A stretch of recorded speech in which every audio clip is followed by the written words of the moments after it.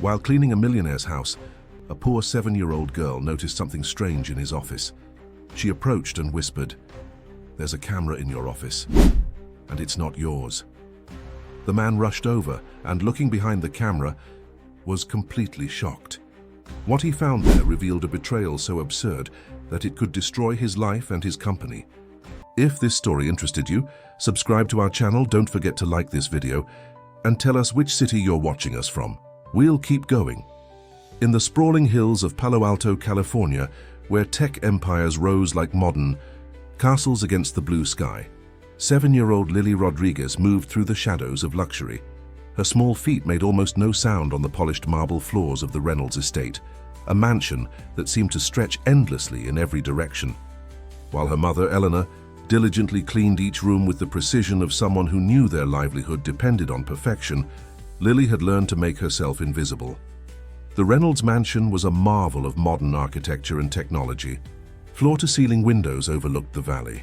Smart systems controlled everything from temperature to security, and the owner, Nathan Reynolds, was one of Silicon Valley's most prominent figures in cybersecurity.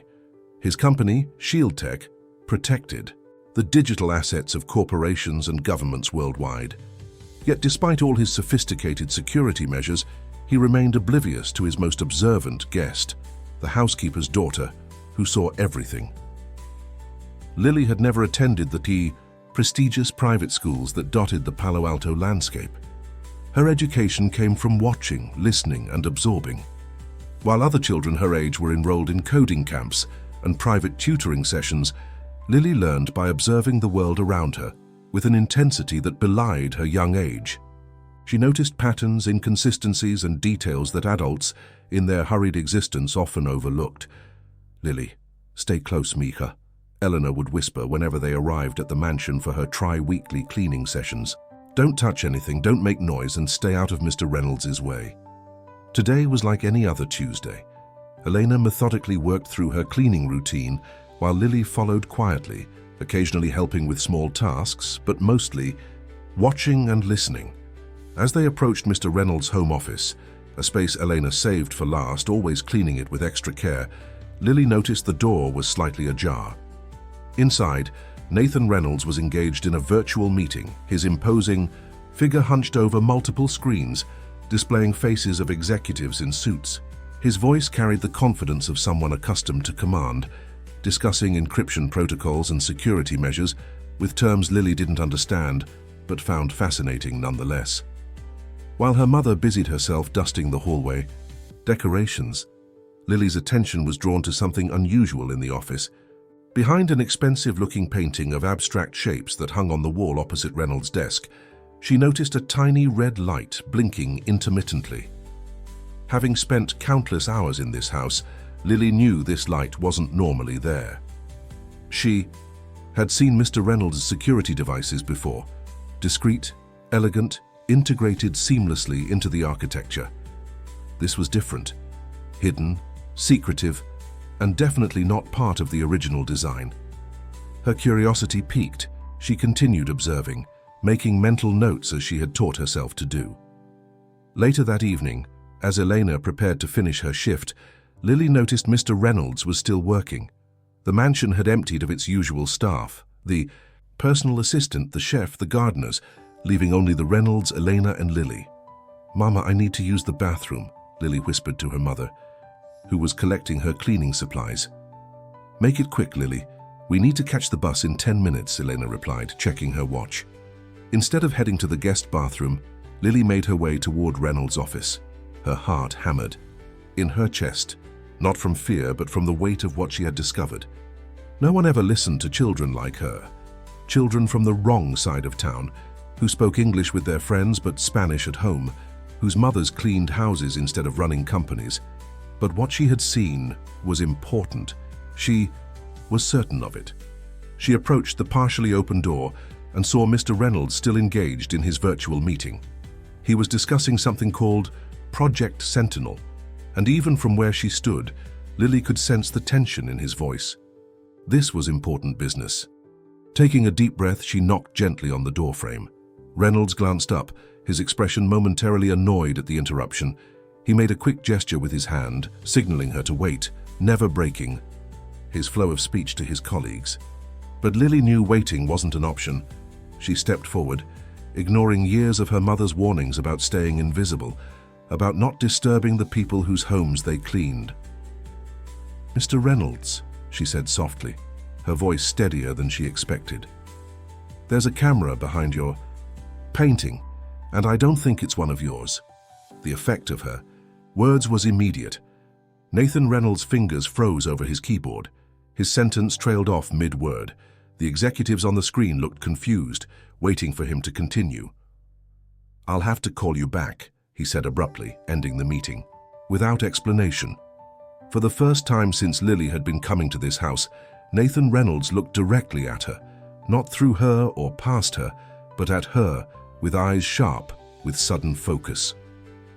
"What did you just say?" he asked, his voice quiet but intense. Lily pointed to the painting. "There's a small camera behind that frame. I've seen it blinking at night when Mama cleans late. Your cameras don't blink like that." Reynolds stood from his desk, his tall frame unfolding as he approached the painting with cautious steps. "How do you know what my cameras look like?" he asked, not accusingly but with genuine curiosity. Lily shrugged. "I watch. I notice things." He carefully removed the painting from the wall, and there it was, a tiny device, no bigger than a button, attached to the back of the frame with a small blinking red light. Reynolds' face paled as he examined it. "How long has this been here?" he asked, more to himself than to Lily. "At least 3 weeks," she answered. "That's when I first noticed." As Reynolds looked at her again, his expression a mix of shock and something else, respect perhaps. Before he could say anything more, Elena appeared at the doorway, her face stricken with fear. "Lily, I told you not to bother Mr. Reynolds," she rushed forward, grabbing her daughter's hand. "I'm so sorry, sir. She knows better than this." Reynolds raised his hand, stopping Elena's apologies. "Your daughter just did me a tremendous favor, Mrs. Rodriguez." He held up the small device. "Someone has been spying on me in my own home." Elena's eyes widened as she looked from the device to her daughter. "Lily, how did you—" "There's more," Lily said quietly, looking directly at Reynolds. "I've seen other strange things too, in the living room vase and in your bedside table." She hesitated before adding, "And Ms. Westfield comes here when you're not home." "Cassandra?" Reynolds' brow furrowed at the mention of his girlfriend's name. "What do you mean she comes here when I'm not home?" Lily glanced at her mother, who nodded encouragingly, her initial shock giving way to maternal pride. "She comes during the day sometimes, when you're at work.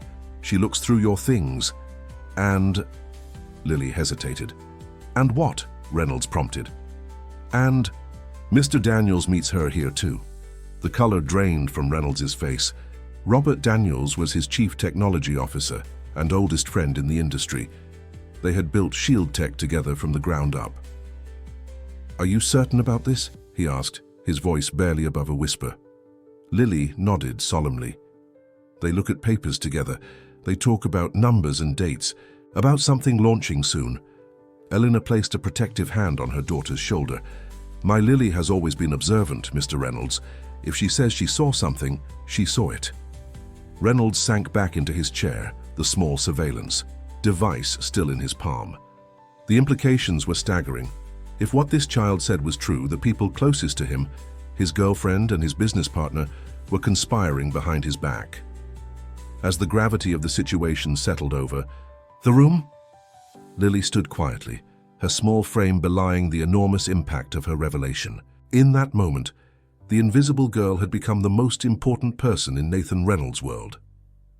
The next morning, Nathan Reynolds sat in his home office, staring at the collection of surveillance devices now laid out on his desk.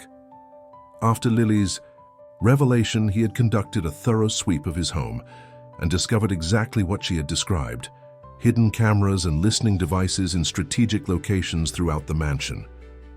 The discovery left him shaken to his core. His phone buzzed with a message from Cassandra. "Missing you. Dinner tonight?" He stared at the text, trying to reconcile the woman he thought he knew with someone who would betray him so fundamentally. A part of him still refused to believe it, clinging to the hope that there was an explanation. any explanation that didn't involve betrayal. The doorbell rang, pulling him from his thoughts. On the security monitor, he saw Elena Rodriguez standing at his front door with Lily beside her. He had asked them to come outside their regular schedule, promising additional compensation for their time. "Thank you for coming," Nathan said as he opened the door, gesturing them inside. The formality that had always existed between them seemed absurd now, considering what Lily had uncovered. Elena looked nervous, clutching her purse tightly. "Mr. Reynolds, about yesterday." "Please," he interrupted gently, "call me Nathan. After what happened, I think we're beyond formalities." He led them to the kitchen, a space more comfortable and less intimidating than his office. "Can I get you anything? Coffee? Juice for Lily?" "Apple juice, please," Lily said quietly, her eyes already scanning the room with that same attentive gaze that had noticed the hidden cameras. As Nathan poured drinks, he considered his next words carefully. "I've found all the devices you mentioned, Lily. You were right about everything." He placed the juice in front of her. "What I need to understand now is what exactly you've seen Cassandra and Robert doing here." Lily took a sip of her juice before answering. "They come during your meetings, the big ones when your assistant says you can't be disturbed." Her recall was impressive for a child her age. "Ms. Westfield uses a key to get in. She always checks your calendar on the tablet you keep in the living room first." "And Robert, what does he do?" Nathan asked, trying to keep his voice steady. "He brings a special laptop, not like yours. It's black with no logo. They connect it to your home network." Lily's gaze was direct, unchildlike in its intensity. "They talk about Project Sentinel a lot, about taking it before it's ready." Nathan felt the room spin slightly. Project Sentinel was Shield Tech's most ambitious endeavor yet, a revolutionary security algorithm that could adapt to emerging threats in real time, something no other company had managed to develop successfully. It represented years of research and hundreds of millions in investment. Its scheduled unveiling was just weeks away. "Eleanor," Nathan turned to the mother, who had been watching her daughter with a mixture of pride and concern. "Has Lily always been this observant?" Elena's smile was tinged with something like sadness. Since she was very small, she notices everything, remembers everything. Her teachers say she has a photographic memory, but we've never had the money for proper testing. She hesitated before adding, "It's not always easy for her. Other children find her different." Nathan nodded, understanding all too well what it meant to be different. His own childhood as a tech prodigy had been marked by isolation and misunderstanding. "Mr. Reynolds, Nathan," Eleanor continued, her voice gaining confidence. "I should tell you that I've had my suspicions about Ms. Westfield for some time. The way she examines things when she thinks no one is watching. The questions she asks me about your schedule, your habits. I didn't think much of it before, but now it all makes sense," Nathan finished, running a hand through his hair in frustration. "The question is, what do we do about it?" "We set a trap," Lily said simply, as if it were the most obvious solution in the world. Both adults turned to look at her. "A trap," Nathan repeated. Lily nodded, setting down her juice. "You have to give them what they want, but not really, like in chess."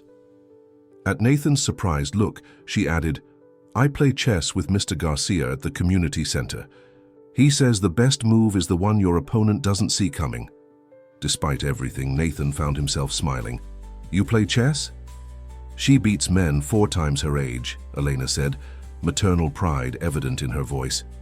"Mr. Garcia says she could be a grandmaster with proper training."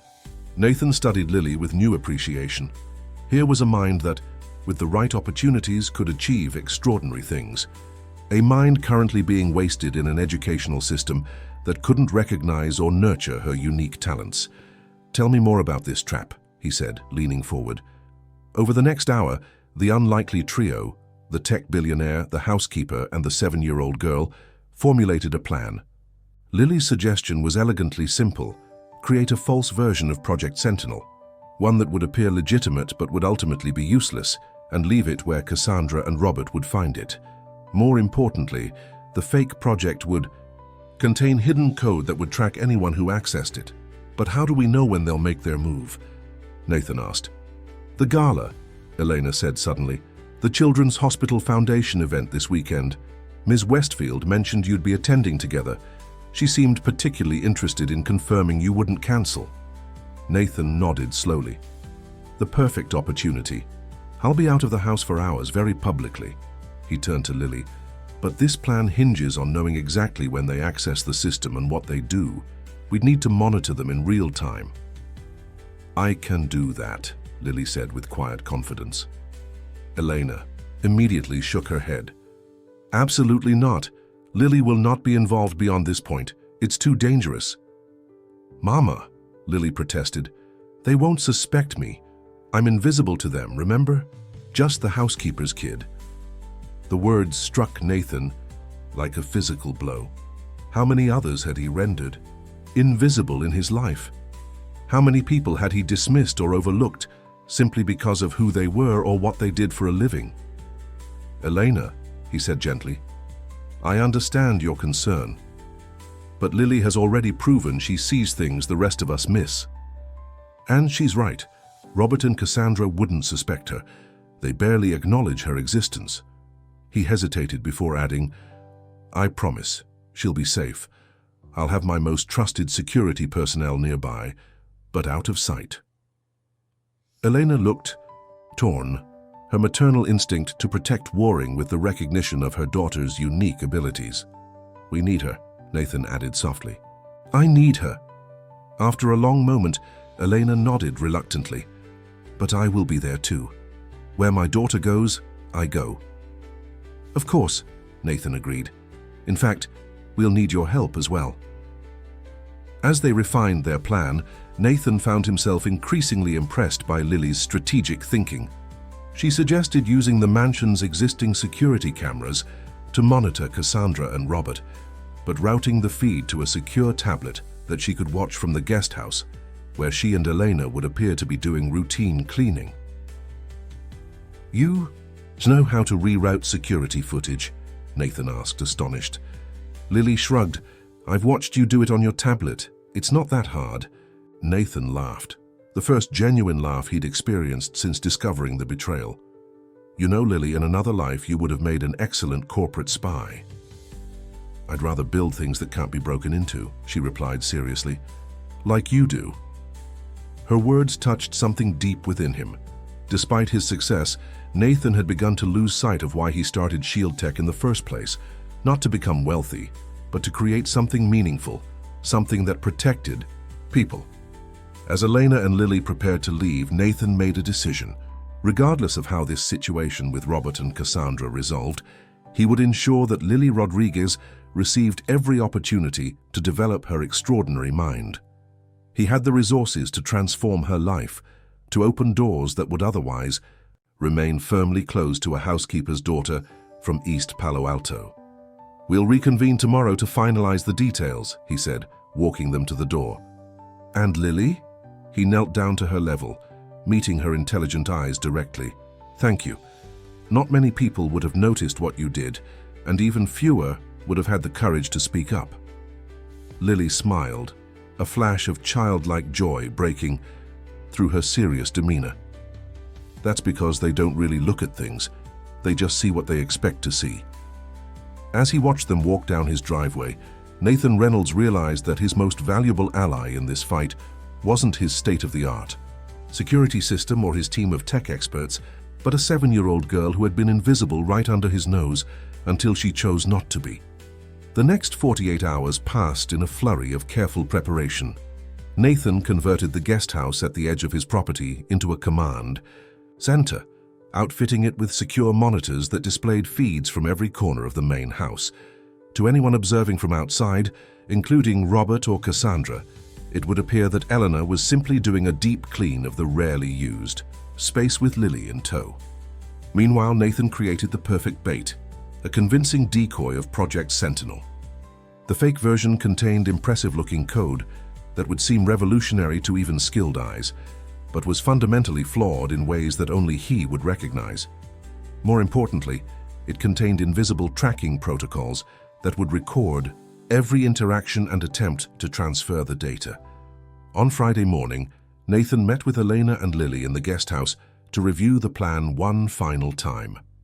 He'd taken the day off, ostensibly to prepare for the gala, but had told his staff, including his assistant who reported directly to Robert, that he would be unavailable due to personal appointments until evening. "Remember," Nathan said, gesturing to the tablet where Lily could control the security system, "if anything seems wrong or dangerous, you contact me immediately. This button here will send an alert directly to my watch, silent but urgent." Lily nodded, her small fingers already familiar with the custom interface he'd designed for her. She had picked up the system with astonishing speed, asking insightful questions that revealed an intuitive understanding of network architecture that many of his engineers lacked. "And the moment they leave, I'll come straight home," Nathan continued. "The security team will be stationed at the perimeter of the property, but they won't intervene unless I give the signal." Elena, who had been uncharacteristically quiet, suddenly spoke up. "What if they discover it's a trap? What will they do?" Then, the question hung in the air, giving voice to the concern they'd all been carefully avoiding. Nathan had been wrestling with this same worry. Robert and Cassandra were attempting something deeply illegal and stood to lose everything if caught. Cornered people sometimes made desperate choices. "That's why we have multiple layers of security," Nathan assured her, though he shared her concern. "And why we're monitoring everything remotely. At the first sign of anything unusual, we alert the security team." Elena didn't look entirely convinced, but she nodded. "Lily stays with me at all times," she reiterated, a condition she had insisted upon repeatedly. "Of course," Nathan agreed. He turned to Lily, who was already testing the camera angles on the tablet. "You're the brains of this operation, but your mom is in charge. If she says you leave immediately. No questions asked. Deal?" "Deal," Lily agreed solemnly, though her eyes never left the screen where she was now cycling through different security feeds with the practiced ease of someone far beyond her years. As Nathan prepared to leave, he found himself hesitating. In just a few days, these two people, who had been practically invisible to him for years, had become crucial allies. More than that, he had come to respect and care about them in a way that surprised him. "Elena," he said quietly, stepping away from Lily, who was absorbed in her work. "Thank you for trusting me with your daughter's safety. I know this isn't what you signed up for when you took this job." Elena's expression softened. "When Lily first told me what she'd discovered, I was terrified. Not just of the situation, but of coming to you." She glanced at her daughter with a mixture of pride and worry. "People like us, we learn early that speaking up rarely ends well for us." The honesty of her words struck Nathan deeply. How many other voices had gone unheard because society had trained them to expect dismissal? "When this is over," he said, impulsively, "I want to talk about Lily's future. Her potential is extraordinary. She should have opportunities that match her abilities." Elena's eyes widened slightly. "Mr. Reynolds, Nathan, we don't expect anything from you." "It's not about expectation," he replied. "It's about not wasting brilliance when we find it." He glanced at his watch. "I should go. I need to be visible in town this afternoon, establishing my alibi." With final checks of the security system and communications protocols, Nathan left the guest house. As he drove away from his estate, he caught a glimpse of Lily in the rearview mirror, standing at the window of the guest house, watching his departure with those observant eyes that missed nothing. The afternoon crawled by with excruciating slowness. Nathan made deliberately visible appearances around Palo Alto, lunch at a popular restaurant frequented by tech executives, a visit to his tailor for a last-minute adjustment to his tuxedo, a haircut at an upscale barbershop. Each location carefully chosen to establish a public timeline of his whereabouts. At precisely 5:30 p.m., he returned home to prepare for the gala. His housekeeper, Elena, was conspicuously absent, exactly as planned. She had requested the evening off weeks ago, ostensibly to attend a family event. In reality, she and Lily were already positioned in the guest house, monitoring systems and waiting. As he dressed in his tuxedo, Nathan received a text from Cassandra. "Can't wait to see you tonight. Wearing the blue dress you love. XO." He stared at the message, marveling at her composure, her ability to maintain this charade. What had been the turning point for her? When had she decided that betraying him was worth whatever Robert had promised her? At 6:45 p.m., the doorbell rang. Nathan opened it to find Cassandra Westfield standing there in a stunning midnight blue gown that complemented her blonde hair and blue eyes perfectly. For a moment, looking at the woman he had thought might eventually become his wife, Nathan almost faltered. Could Lily be wrong? Could there be some explanation that didn't involve betrayal? "You look gorgeous," he said, summoning a warm smile that didn't quite reach his eyes. "And you look handsome as always," Cassandra replied, leaning in to kiss him. Her perfume, something expensive and French that he had gifted her for her birthday, enveloped him. "The car is waiting. Shall we?" Nathan offered his arm, playing his part in this elaborate charade. "Let me just set the security system," he said, deliberately using the standard controls rather than the advanced settings he typically employed. He entered a code that would appear to activate the full system, but would leave certain vulnerabilities open, vulnerabilities that Robert and Cassandra had exploited before and would likely try to exploit again. The gala was being held at the Four Seasons in San Francisco, a good hour's drive from Palo Alto. As their chauffeur navigated the evening traffic, Nathan engaged in light conversation with Cassandra, careful to avoid any mention of work or Project Sentinel. Instead, he asked about her recent trip to New York, listening as she spun elaborate tales about shopping and meeting friends. A trip he now suspected had been for entirely different purposes. "You seem distracted," Cassandra observed as they crossed the Bay Bridge, the lights of San Francisco glittering before them like scattered diamonds. "Is everything all right with the project?" Robert mentioned there were some last-minute issues. And there it was, the fishing for information, so skillfully done that he would never have noticed if he hadn't been looking for it. "Just the usual pre-launch stress," Nathan replied with a carefully calibrated sigh. "Nothing specific, though I did leave some troubleshooting running on my home system. With luck, I'll have good news by morning." He watched from the corner of his eye as Cassandra casually reached for her clutch, undoubtedly to text this information to Robert. The trap was baited. Now all they could do was wait. Meanwhile, back at the Reynolds estate, Lily and Elena sat in the darkened guest house, all attention focused on the multiple screens before them. On one monitor, they watched as Robert Daniels' car pulled into the long driveway. He parked not in the front circular drive where guests usually stopped, but in a secluded spot partially hidden by the ornamental trees that lined the property. "Right on time," Lily murmured, checking the clock on the wall. It had been barely 20 minutes since Nathan and Cassandra had departed.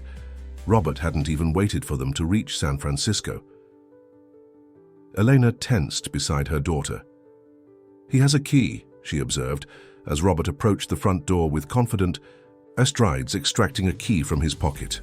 "Mr. Reynolds gave him one for emergencies," Lily explained, fingers flying across the tablet to switch camera angles as Robert entered the house.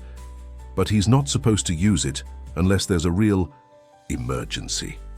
They watched as Robert moved through the house with the familiarity of someone who had been there many times before. He went directly to Nathan's home office, not bothering to turn on lights, navigating by the dim glow of his phone flashlight. "He knows exactly where he's going," Elena whispered, though there was no need for quiet in the secure guest house. Lily nodded, eyes never leaving the screen. "He's heading for the hidden server room."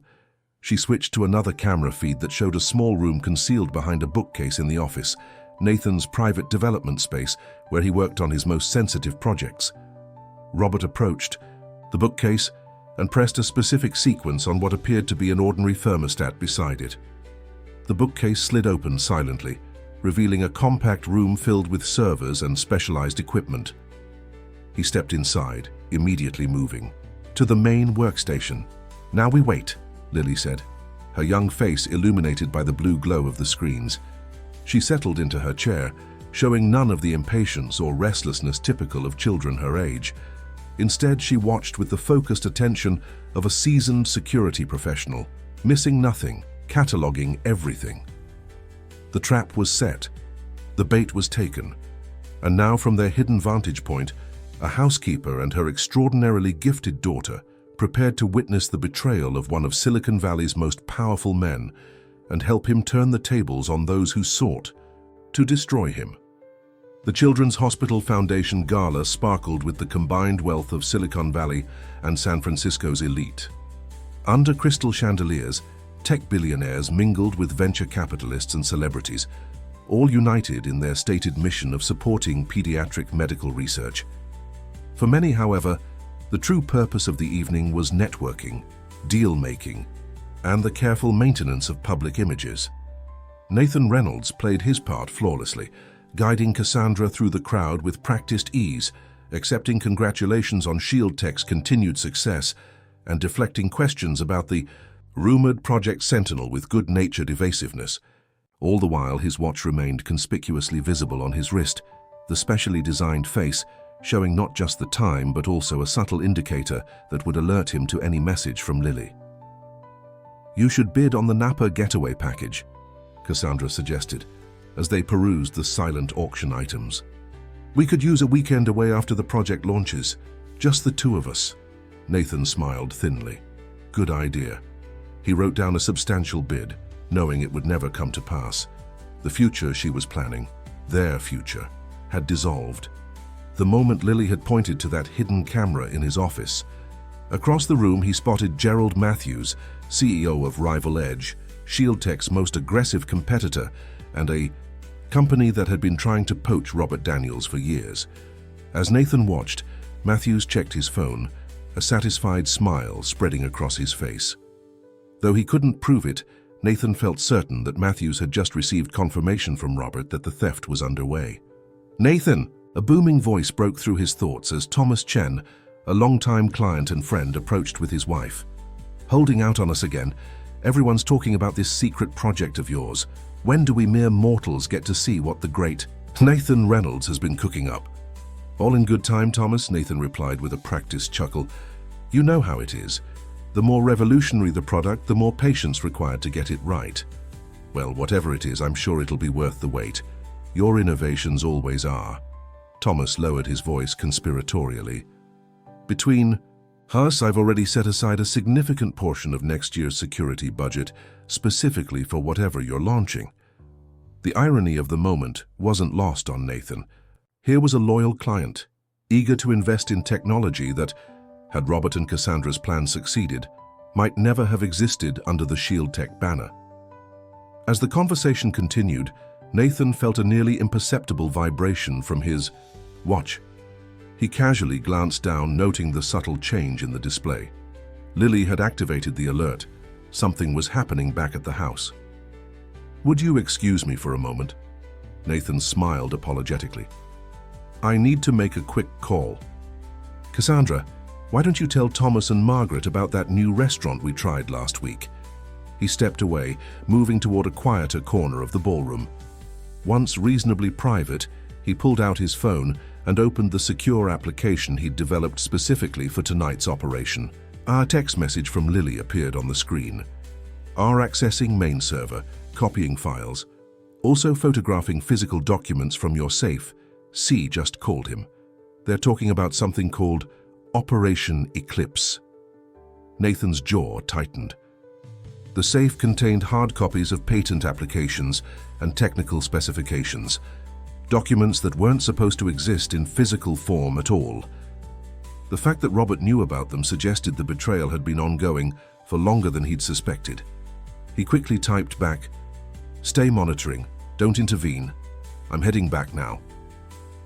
After sending the message, Nathan returned to the gala, approaching Cassandra with a regretful expression already prepared. "Bad news," he said, touching her elbow gently. "There's an issue with the project that needs my immediate attention. I have to head back to Palo Alto." Concern flashed across Cassandra's face, genuine looking, but now he recognized it as concern for her plans rather than for him. Can't it wait until morning? Robert surely can handle it. I've tried reaching Robert, but he's not answering, Nathan replied, watching her reaction carefully. And no, unfortunately it can't wait. The integrity of the entire system could be compromised. A flash of panic crossed Cassandra's features before she composed herself. Should I come with you? No need to ruin your evening too, Nathan said smoothly. Stay. Enjoy the gala, bid on a few more items for the children. The car will come back for you whenever you're ready. She hesitated, and he could almost see the calculations happening behind her eyes. If she insisted on coming, it might seem suspicious. If she stayed, she couldn't warn Robert. Finally, she nodded. If you're sure. Text me when you get it sorted out. Of course. Nathan leaned in to kiss her cheek, wondering if it would be the last time he would ever do so. Enjoy the rest of your evening. As he walked away, he heard her already making her excuses to the Chens, explaining his departure with practiced social grace. No doubt the moment he was out of sight, she would be frantically texting Robert, warning him to accelerate his timeline. In the back seat of his car heading south on 101, Nathan opened his tablet to access the live security feeds. Lily had routed them through an encrypted channel that only he could access. On the screen, he could see Robert Daniels working feverishly at the main terminal in the server room, an external drive connected to the system. Occasionally, Robert would check his phone, his movements becoming more hurried with each glance. Nathan switched to the feed from the guest house. Lily sat surrounded by screens, her young face illuminated by their glow, intently monitoring Robert's every move. Elena stood behind her, one hand resting protectively on her daughter's shoulder, tension evident in her posture. Nathan opened the communication channel. Lily, I'm on my way back. ETA 20 minutes. What's happening now? Lily's voice came through clearly, remarkably calm for a child in such a situation. He's trying to download the core algorithm, but the dummy files are slowing him down. He keeps getting authentication errors that he has to override manually. Good. That's by design. What about the tracking protocols? All active. Everything he's accessing is being logged and traced. The malware he's trying to install is being quarantined in the sandbox environment. Nathan couldn't help but smile at her proper use of cybersecurity terminology. In another lifetime, under different circumstances, Lily Rodriguez would have been heading toward a brilliant career in this field.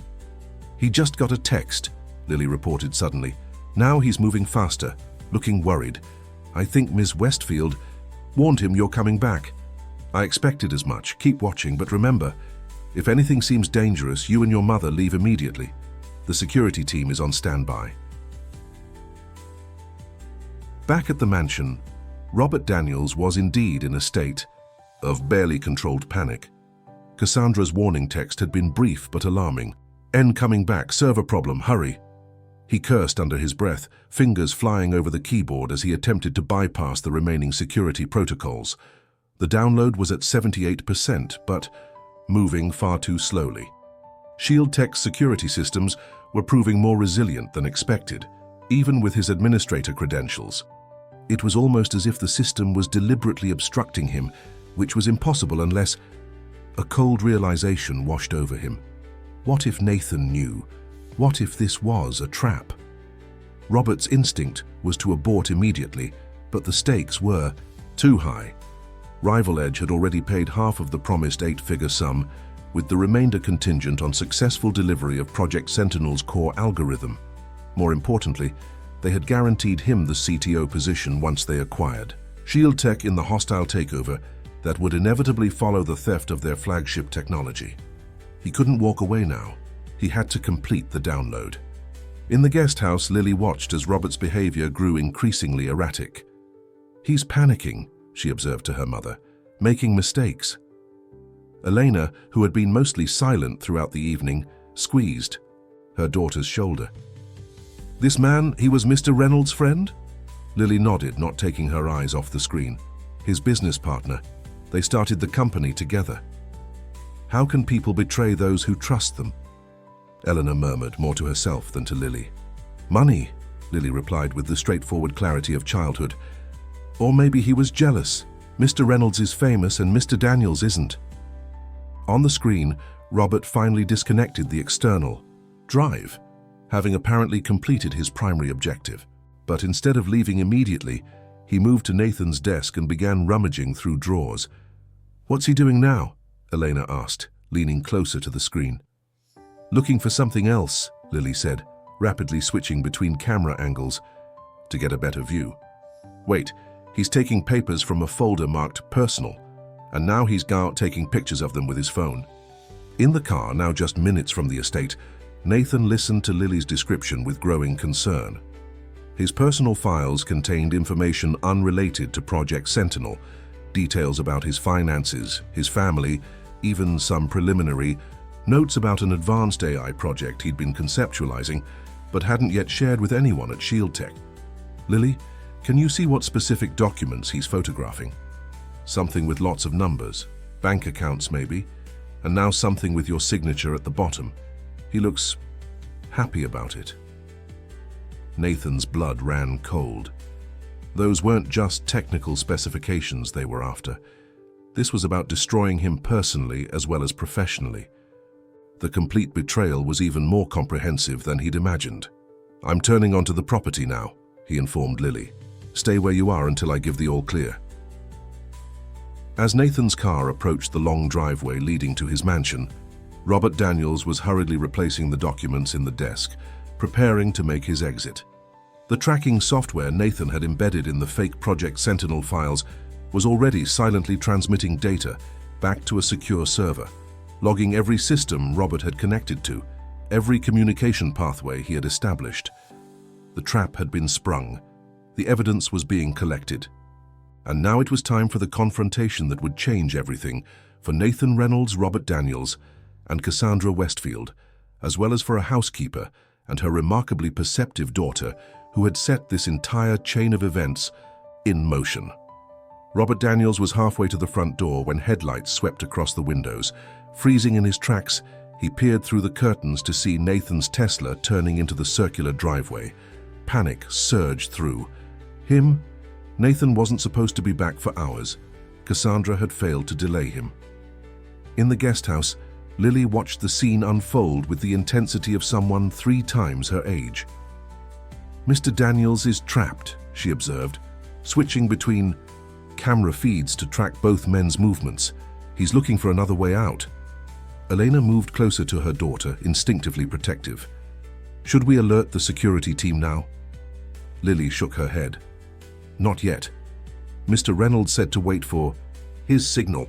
Her small fingers danced across the tablet, zooming in on Robert's face, which was contorted with barely contained panic. "Look at him, Mama. He knows he's caught." Inside the main house, Robert made a split-second decision. Running wasn't an option. Nathan had already seen his car. Denial was the only viable strategy. He quickly pocketed the flash drive, straightened his clothes, and moved toward the entrance hall, composing his features into an expression of casual surprise. The front door opened, and Nathan stepped inside, still in his tuxedo, but with his bow tie undone and hanging loose around his neck. For a moment, the two men, friends and partners for over a decade, simply stared at each other. "Nathan," Robert said, forcing a smile, "what are you doing back so early? I thought you'd be whining and dining donors all night." "Funny thing," Nathan replied, his voice unnervingly calm. "I got an alert about unusual activity on the server. Thought I should check it out personally." He closed the door behind him, the soft click sounding ominously final in the quiet house. "What brings you here, Robert?" Robert gestured vaguely toward the office. "Same thing. Got an alert, couldn't reach you, decided to swing by, everything. Seems fine though, probably just a glitch in the monitoring system." Nathan nodded thoughtfully, moving further into the house. "A glitch? That makes sense." He walked past Robert toward his office, calling over his shoulder. "While you're here, mind taking a look at something with me? I could use your expertise." Robert hesitated, trapped. Refusing would only confirm Nathan's suspicions, but following meant prolonging a charade he wasn't sure he could maintain. "Sure," he replied, trailing after Nathan with reluctance disguised as casualness. In the home office, Nathan went directly to his computer and pulled up a series of screens displaying complex data flows and security logs. "See, here's where the alert originated," he said, pointing to a timestamp. "Exactly 73 minutes ago, someone accessed the Project Sentinel files using administrator credentials." Robert cleared his throat. "Could be a scheduled system backup." "That's what I thought at first," Nathan agreed. "But then I noticed something odd." He clicked through to another screen. The access point wasn't from our secure company servers. It was local, very local. He turned to face Robert directly. In fact, it was from this room. The color drained from Robert's face. "Nathan, if you're implying—" "I'm not implying anything," Nathan interrupted, his voice hardening. "I'm stating facts. Facts that include unauthorized access, data theft, and corporate espionage." He reached into his pocket and extracted a small device, one of the surveillance cameras Lily had discovered. "Facts that include this being planted in my home, by you or on your orders." Robert's expression shifted, denial giving way to cold calculation. "You can't prove anything." "Actually, I can prove everything," Nathan replied. He tapped a few keys and the computer screen changed to show a series of images. Robert entering the house with a key, accessing the server room, downloading files, photographing documents. "Did you really think I wouldn't have my own security measures in place? That I wouldn't be monitoring for exactly this kind of breach?" In the guest house, Lily watched the confrontation with bated breath. She had expected shouting, violence, perhaps the dramatic confrontations she'd seen in movies. Instead, there was something more chilling in the quiet intensity of the two men's exchange, in the way betrayal and discovery hung in the air between them like an invisible but palpable force. "He's scared," she whispered to her mother. "Mr. Daniels, I mean. Look at his hands."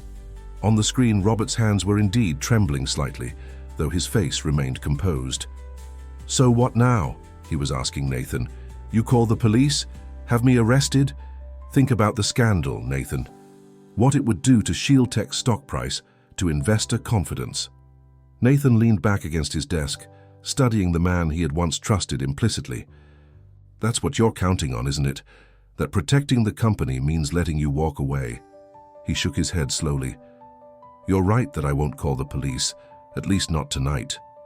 But you're wrong if you think you're leaving with that drive in your pocket." Robert's hand instinctively moved to his jacket, where the flash drive was concealed. "And if I refuse? Then the security team currently surrounding this house will ensure you comply," Nathan replied evenly. "Your choice, Robert. Make it a dignified exchange or make it difficult. Either way, that drive stays here." For a tense moment, it seemed Robert might choose resistance. Then, with a resigned exhale, he reached into his pocket and withdrew the flash drive, tossing it onto the desk between them. "It won't make a difference," he said, a note of defiance entering his voice. "You've lost, Nathan. You just don't know it yet." Nathan picked up the drive, examining it briefly before slipping it into his own pocket. "What did they offer you? Money, position, both?" "Everything you've hoarded for yourself," Robert snapped, his composure finally cracking. "Do you have any idea what it's been like, working in your shadow all these years? Being the other guy at ShieldTech? We built that company together, but it's always been the Nathan Reynolds show."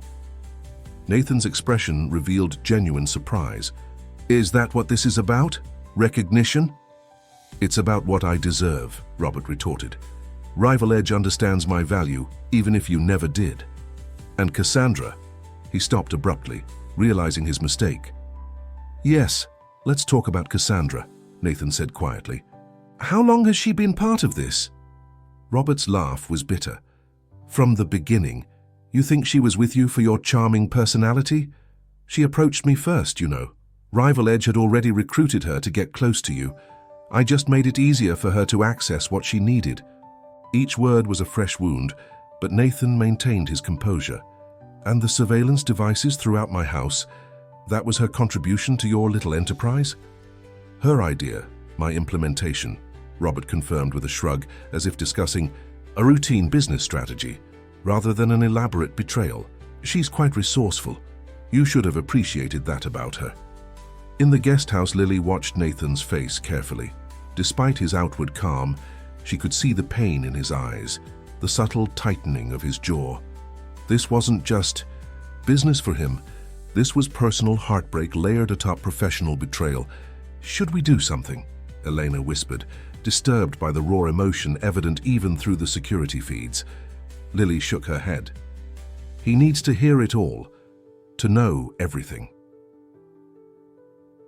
Back in the office, Nathan was processing Robert's revelations with as much dignity as he could muster.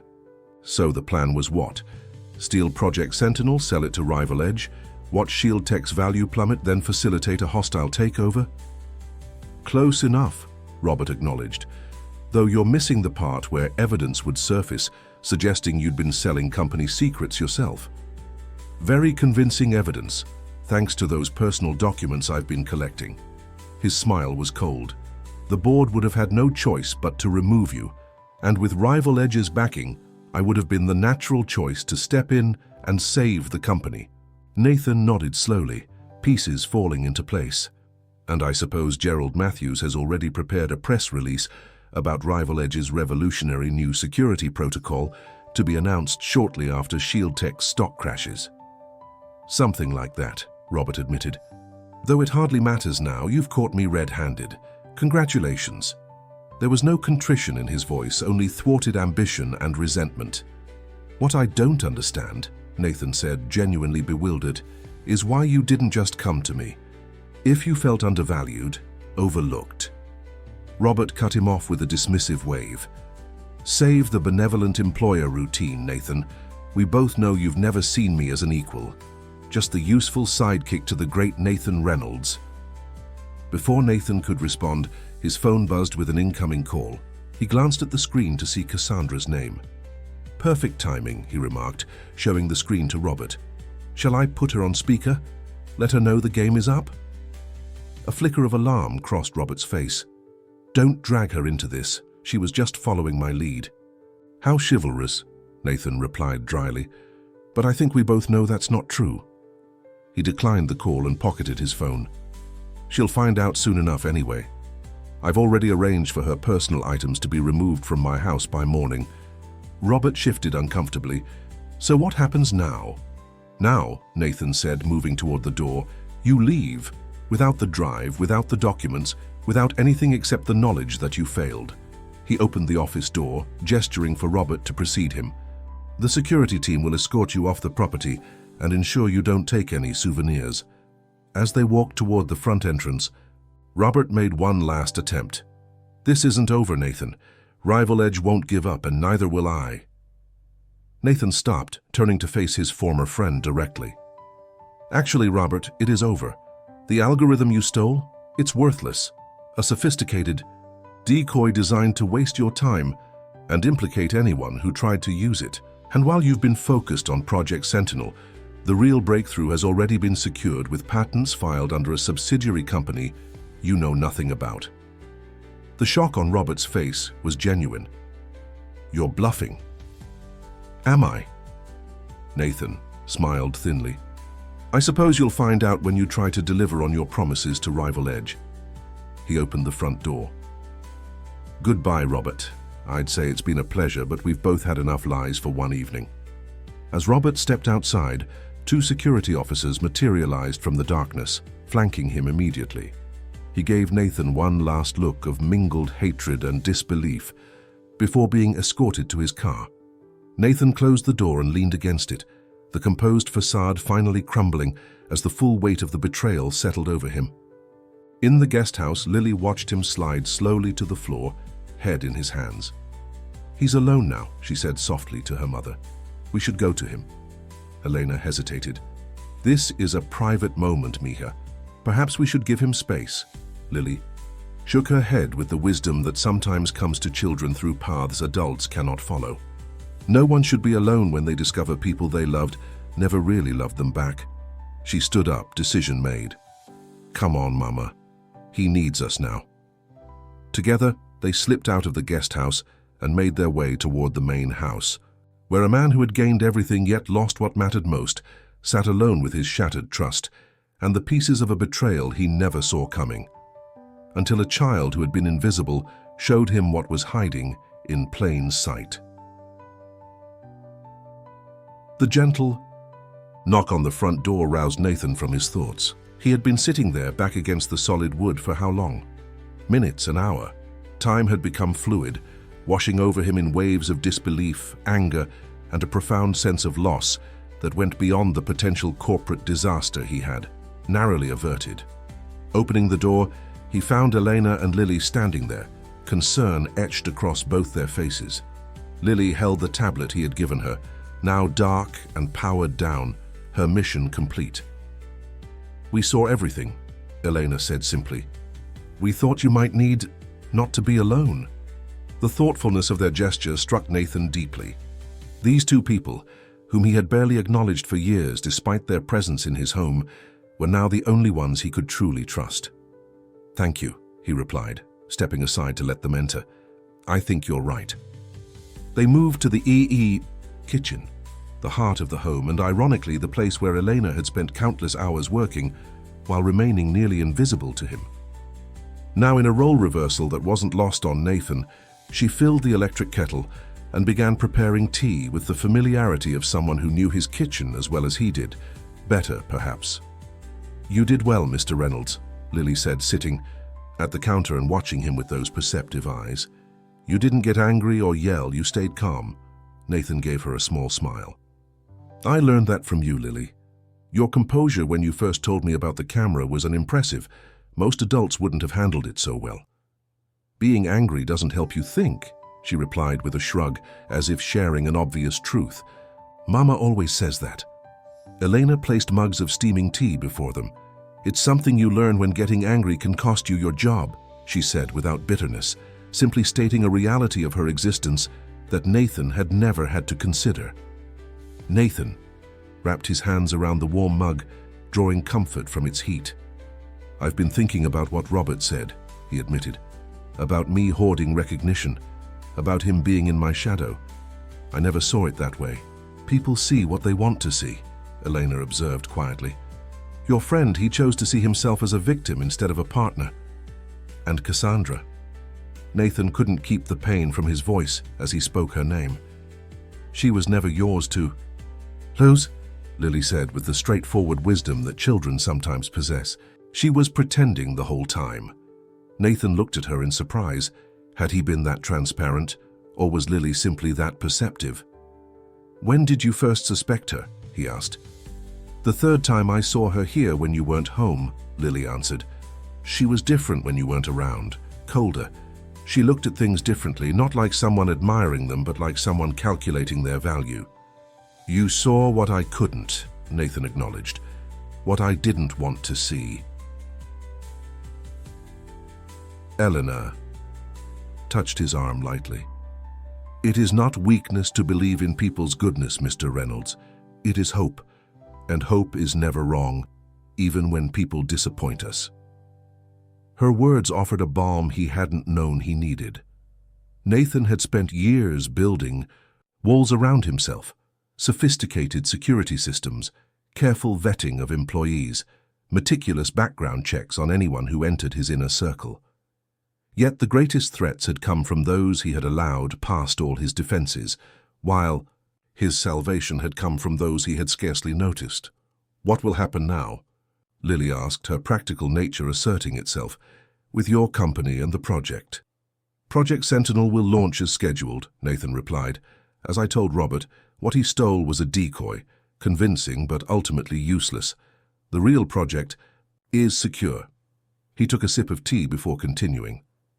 "As for Shield Tech itself, there will be changes. I've been too comfortable, too trusting in the wrong ways while being too guarded in others." "And Ms. Westfield?" Elena inquired carefully. "Will you confront her as well?" Nathan considered the question. Part of him wanted to face Cassandra, to see her reaction when she realized her plan had failed. But another part, the part that recognized the wisdom in Lily's observation about anger clouding thought, knew that such a confrontation would serve no purpose beyond temporary satisfaction. "No," he decided. "Her things will be packed and removed by morning. My lawyer will contact her with a settlement agreement that includes a comprehensive non-disclosure clause. She'll understand the implications. And she'll just walk away?" Lily sounded skeptical, wise beyond her years in understanding human nature. Nathan smiled grimly. The agreement will make it clear that the alternative is prosecution. She's smart enough to take the deal. They sat in companionable silence for a while, the strange trio brought together by betrayal and unlikely alliance. Eventually, Elena glanced at her watch and stood. "It's very late and Lily should have been in bed hours ago. We should go." "Of course," Nathan agreed quickly. "My driver can take you home." He paused, a thought occurring to him. "Unless, would you like to stay here tonight? The guest house is prepared, and after everything that's happened—" Elena hesitated, clearly torn between propriety and practicality. It was nearly midnight, and their small apartment was a 40-minute drive away. "Please, Mama," Lily asked, failing to stifle a yawn. "I'm so tired." That decided it. Elena nodded gratefully. "Thank you, Mr. Reynolds. Just for tonight." "Nathan," he corrected gently. "After everything we've been through, I think first names are appropriate, don't you?" Elena smiled, a genuine warmth breaking through her customary reserve. "Nathan, then, thank you." As they walked toward the guest house, Lily's small hand slipped into Nathan's with the natural trust of childhood. The simple gesture affected him more deeply than he could have anticipated. When was the last time anyone had reached for his hand with no agenda, no calculation, just simple human connection? "Will you be okay alone in the big house?" Lily asked, looking up at him with concern. Nathan squeezed her hand gently. "I'll be fine. Thanks to you, I know exactly who my enemies are now. That's a kind of security no technology can provide." After settling Elena and Lily in the guest house, Nathan returned to the main house. Despite his assurances, the space felt cavernous and empty, echoing with the ghosts of betrayal. He wandered through rooms that suddenly seemed foreign to him, seeing them through new eyes, eyes that noticed surveillance devices, that questioned the authenticity of everything around him. In his bedroom, Cassandra's possessions still occupied space in his closet. Her expensive perfumes lined up on the bathroom counter. Tomorrow they would be gone, packed away by strangers, the last traces of her presence in his life erased. He should have felt anger, he supposed, or at least vindication at having thwarted her plans. Instead, he felt a hollow sadness. Not for the relationship itself, which had clearly been a fabrication, but for what it represented. His own willingness to accept a shallow connection rather than risk the vulnerability of something real. His phone buzzed with a text message. Cassandra again. "Everything okay? You never texted. Should I come home?" Home. The presumption of it struck him now as audacious. This had never been her home. It had been a mark, a target, a staging ground for betrayal. He left the message unanswered and silenced his phone. Sleep eluded him that night. Instead, Nathan sat in his office, systematically reviewing security footage from the past 6 months, now seeing the patterns that had been invisible to him before. Cassandra's careful exploration of his home when she thought no one was watching. Robert's increasingly frequent visits on days Nathan was traveling, the two of them together in his living room, speaking in hushed tones, with an intimacy that suggested their alliance went beyond professional conspiracy. Around 4 in the morning, he received an alert from his security system. Movement detected in the garden near the guest house. Checking the cameras, he saw Lily wandering among the ornamental trees, her small figure ghost-like in the pre-dawn light. Concerned, he made his way outside and found her sitting on a stone bench, looking up at the fading stars. "Couldn't sleep?" he asked softly, joining her on the bench. She shook her head. "Too many thoughts. Mama says my brain doesn't have an off switch." Nathan chuckled. "I know the feeling." They sat in comfortable silence for a while, watching as the eastern sky began to lighten imperceptibly. "What will happen to us now?" Lily asked eventually, her voice small in the vast quiet of the garden. "Will we still come to clean your house?" The question caught Nathan off guard. In the drama of the past few days, he hadn't considered the future of his relationship with Eleanor and Lily. The thought of returning to the previous arrangement, where they moved invisibly through his home while he barely acknowledged their existence, seemed impossible now, unconscionable. I was hoping, he said carefully, that things might change. In a good way. He turned to face her directly. Lily, your abilities are extraordinary. Your intelligence, your perception, your intuition, they're gifts that shouldn't be wasted. With the right education, the right opportunities, you could do anything you set your mind to. Lily considered this. You mean like a special school? If that's what you want, or private tutoring, advanced placement programs, coding camps, whatever interests you. Nathan leaned forward, suddenly passionate about this new mission. The point is, you deserve every opportunity to develop your potential, and I'd like to help make that happen, if you and your mother would allow it. Lily was quiet for a long moment, her young face thoughtful in the growing light. What about Mama? She's smart too, you know, she just never got the chance to show it. The loyalty and love in her voice touched Nathan deeply. Of course. Elena too. Whatever she wants, education, career training, a different position at Shield Tech, perhaps.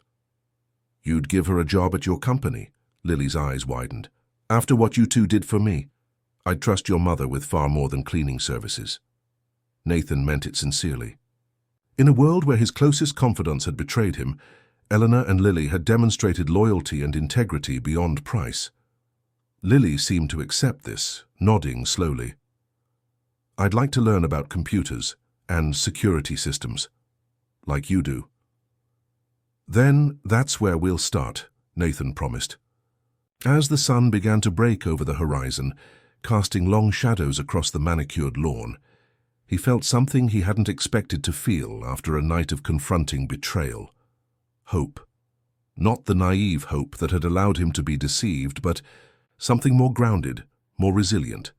The world was coming into sharper focus now, the garden emerging from darkness into the clear light of dawn. Nathan Reynolds, tech visionary, security expert, betrayed friend and lover, sat beside a 7-year-old girl who had shown him what all his sophisticated systems could not. That true security came not from walls and barriers, but from seeing people for who they truly were, whether they occupied boardrooms or moved silently through the margins of your life. Tomorrow would bring challenges. Restructuring Shield Tech's leadership, controlling the narrative before Robert or Rival Edge could spin it, proceeding with the true Project Sentinel launch. But for now, in this moment of quiet clarity, Nathan understood that the most valuable security protocol was the one Lily had demonstrated, the simple wisdom of paying attention, of truly seeing the world and the people in it without preconception or prejudice. As the sun cleared the horizon, Elena appeared at the guest house door, momentarily alarmed to find her daughter missing before spotting her on the bench with Nathan. She approached them, wrapping a light sweater around her shoulders against the morning chill. "Good morning," she said, her gaze questioning as she took in the unlikely pair. "Good morning, Elena," Nathan replied with a genuine smile. "Lily and I were just discussing the future, and I believe it's looking brighter than it has in a very long time." 6 months later, the Shield Tech headquarters buzzed with activity as employees, and invited guests gathered in the main auditorium for a special announcement. The past half year had been transformative for the company, beginning with the abrupt departure of Robert Daniels and the subsequent restructuring of the executive team. The rumor mill had worked overtime, but Nathan Reynolds had managed the transition with a deftness that impressed even his harshest critics. Project Sentinel had launched to universal acclaim, cementing Shield Tech's position as the industry leader in adaptive security protocols.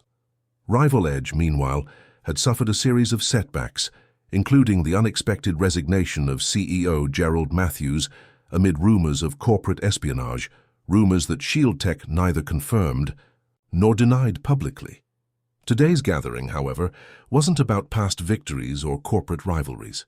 It was about the future. Nathan stood backstage making last-minute adjustments to his presentation notes. He looked different now, more relaxed, more present.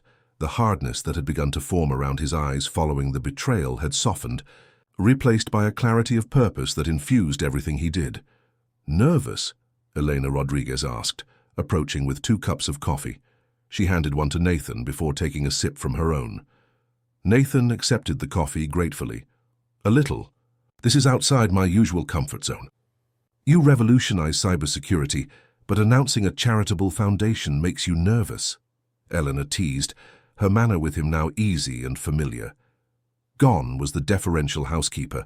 In her place stood a woman who had found her voice and her place in the world. It's not the foundation itself, Nathan admitted. It's what it represents. This is personal in a way that business ventures never are. Elena nodded, understanding. Because of Lily. Because of both of you, Nathan corrected. But yes, Lily especially. As if summoned by the mention of her name, Lily appeared around the corner, her dark hair neatly braided and her school uniform impeccable. At 8 years old now, she carried herself with a quiet confidence that drew attention whenever she entered a room. "They're ready for you," she informed Nathan, her voice serious. "Ms. Parker says the press is all settled in the front rows." Nathan smiled at her formal tone. "Thank you, Ms. Rodriguez. Very professional." Lily's serious expression cracked into a grin. "I've been practicing. Mama says I need to work on my professional voice for when I'm running Shield Tech one day. Is that so?" Nathan raised an eyebrow at Elena, who shrugged unapologetically. "Aim high. That's what I always say," she replied with a smile. The easy camaraderie between them was the result of months of transformation. After the night of Robert's confrontation, Nathan had made good on his promise to create opportunities for both Elena and Lily. For Elena, that meant a position in Shield Tech's newly formed community outreach division, where her natural warmth and practical problem-solving abilities had quickly made her an invaluable team member. She had also enrolled in evening classes at San Jose State University, pursuing the business degree she had abandoned years ago when life's hardships intervened. For Lily, the changes had been even more dramatic. Comprehensive educational assessments had confirmed what Nathan already knew. She was extraordinarily gifted, particularly in pattern recognition and systems thinking. With Elena's consent, Nathan had arranged for Lily to attend Westbrook Academy, one of Silicon Valley's most prestigious schools, with a curriculum flexible enough to accommodate her unique learning style and advanced abilities. Most importantly, Nathan had kept his promise that they would remain a part of each other's lives. What had begun as gratitude had evolved into genuine friendship and mutual respect. The three of them had formed an unconventional but supportive bond that defied easy categorization. 2 minutes, Mr. Reynolds," a staff member called, breaking into Nathan's thoughts. "Ready?" he asked, looking at Elena and Lily. They nodded. In unison, and together they made their way to the side of the stage. Through the curtain, Nathan could see the packed auditorium, journalists, industry analysts, Shield Tech employees, and representatives from educational institutions across the Bay Area. The lights dimmed, and his assistant, Parker, stepped up to the podium. "Ladies and gentlemen, please welcome the founder and CEO of Shield Tech, Mr. Nathan Reynolds." Applause filled the room as Nathan walked onto the stage, smiling and waving briefly, before taking his position at the podium. "Thank you all for coming today," he began, his voice carrying clearly through the state-of-the-art sound system. "For those expecting another product announcement or security breakthrough, I apologize in advance for the disappointment." Polite laughter rippled through the audience. "Today, I'm here to talk about something different, something more important than any algorithm or security protocol we could develop." He paused, surveying the sea of faces before him. "I want to talk about seeing, not the kind of seeing our facial recognition systems do, or the pattern detection our AI employs. I'm talking about truly seeing people, especially those we've been conditioned to overlook." From the side of the stage, Lily watched attentively, her eyes never leaving Nathan. Eleanor stood beside her, one arm draped protectively around her daughter's shoulders. 6 months ago, Nathan continued, I learned a valuable lesson about security from the most unexpected source, a 7-year-old girl who noticed something in my home that all my sophisticated systems and I myself had missed. He didn't elaborate on the circumstances, having kept the details of Robert and Cassandra's betrayal largely private. That experience made me realize how often we overlook extraordinary potential simply because it doesn't come in the package we've been taught to recognize. He gestured toward the large screen behind him, which illuminated with the logo for the newly established Reynolds Foundation for Exceptional Minds. Today, I'm proud to announce the launch of a foundation dedicated to identifying and nurturing gifted children from underserved communities throughout the Bay Area and eventually nationwide. The logo gave way to images of children engaged in advanced learning activities, robotics, coding, art, music. These are students from our pilot program, which has been running quietly for the past 3 months in East Palo Alto, Oakland, and San Jose. Children with extraordinary potential who might otherwise never have the opportunity to develop their gifts. Nathan outlined the foundation's ambitious goals, identifying gifted children from economically disadvantaged backgrounds, providing them with personalized educational opportunities, supporting their families with resources ranging from college, scholarships to career development programs, and creating pathways for these students to enter fields traditionally closed to them. The foundation will be funded initially with a $50 million endowment from my personal assets, he announced, triggering murmurs throughout the audience. But this isn't just about money. It's about changing how we identify and nurture talent in all its forms. As he spoke, Lily listened with growing excitement. Though she had known about the foundation, had even contributed ideas during its planning stages, hearing Nathan articulate, its mission to the world made it real in a way it hadn't been before. And now, Nathan said, his voice warming, I'd like to introduce 2 people who inspired this foundation and who will play integral roles in its development. Elena Rodriguez, our new Director of Family Support Services, and her daughter Lily, who will serve as our first student ambassador. Elena and Lily walked onto the stage to generous applause. Lily, despite her carefully practiced professional demeanor, couldn't help but beam with pride as she took her place beside Nathan. For a child who had spent most of her life being invisible, standing in the spotlight felt both terrifying and exhilarating. Nathan placed a gentle hand on Lily's shoulder. Lily will be working with our team to help identify other children like herself, extraordinarily gifted young people whose potential might otherwise go unrecognized. After a few more words about the foundation's structure and immediate goals, Nathan opened the floor to questions. Journalists peppered him with inquiries about everything from the selection criteria for students to the long-term metrics for measuring success. Toward the end of the session, a reporter from the San Francisco Chronicle raised her hand. Mr. Reynolds, this is quite a departure from your usual focus on technological security. What prompted this change in direction? Nathan glanced at Lily before answering. I wouldn't call it a departure. At Shield Tech, we've always been committed to protecting what matters most. This foundation is simply an extension of that mission. Investing in human potential is the most important security protocol we could possibly develop. He paused, then added with a smile, Besides, I've recently learned that the most valuable insights often come from unexpected sources. Sometimes the person who can see what everyone else misses is the one we've been trained not to see at all. As the press conference concluded and the audience began to disperse, Nathan, Eleanor, and Lily remained on stage, accepting congratulations from Shield Tech board members and foundation partners. Among them was Thomas Chen, Nathan's longtime client and friend, who had enthusiastically agreed to serve on the foundation's board of directors. This is inspired work, Nathan, Thomas said, shaking his hand warmly before turning to Lily. And you, young lady, are quite remarkable. Nathan tells me you've already started developing a pattern recognition algorithm to help identify candidates for the foundation. Lily nodded, her initial shyness giving way to enthusiasm as she described her project. It looks for non-traditional indicators of giftedness, not just test scores, things like problem-solving approaches and adaptive thinking patterns. Thomas listened with genuine interest, treating her ideas with the same respect he would accord to any adult colleague. When she finished, he handed her his business card. I'd like to hear more about this. Perhaps you could give a presentation to our technical team next month.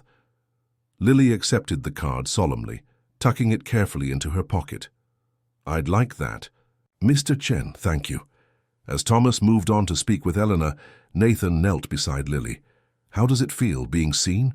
Lily considered the question with her characteristic thoughtfulness. Different, good different, but still different. She looked around at the thinning crowd, many of whom were casting curious glances in her direction. People look at me differently. Now, they see possibility when they look at you, Nathan said. The same possibility I saw that night in my office when you told me about the hidden camera. Lily nodded slowly. But they wouldn't see it if you hadn't shown them where to look. She turned her perceptive gaze fully on him. Why did you? Notice, most people don't. The question caught Nathan off guard with its directness, but he owed her honesty. Because you forced me to, he admitted. You stepped out of the shadows and made yourself impossible to ignore. And in doing so, you changed not just your life, but mine as well. He smiled at her. Some people go their entire lives without ever being truly seen, Lily. You refused to be one of them. Later that evening, after the media had departed and the excitement had subsided, Nathan, Elena, and Lily shared a quiet dinner in Nathan's home, the same home where their unlikely alliance had begun.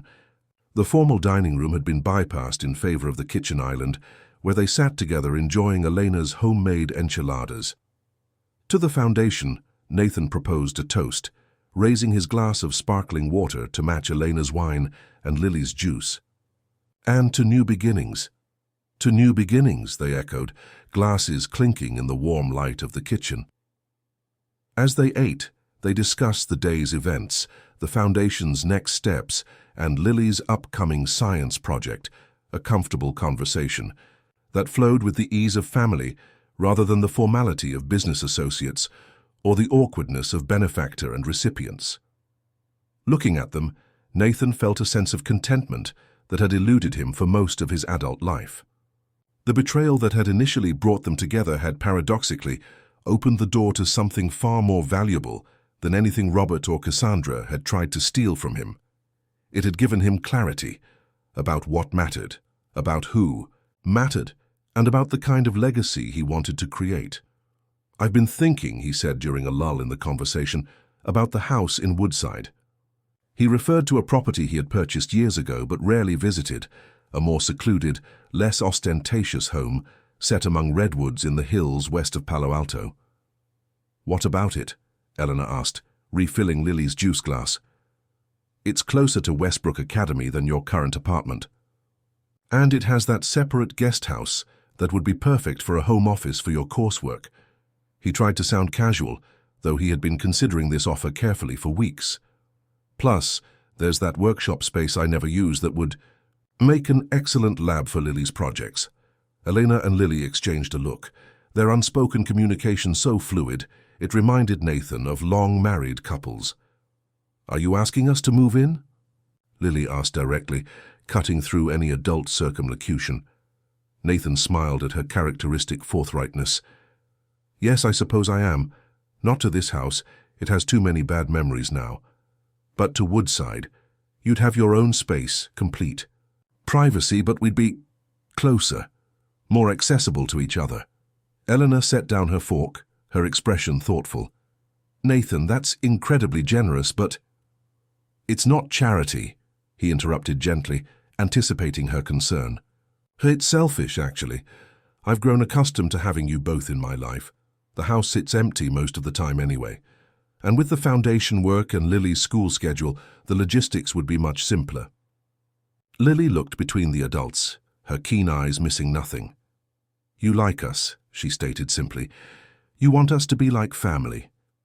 Nathan felt a flush of embarrassment at having his emotions laid so bare by an 8-year-old. Yes, he admitted. I do. Elena reached across the table to touch his hand briefly. We like you too, Nathan, but this is a big decision. We need to think about it.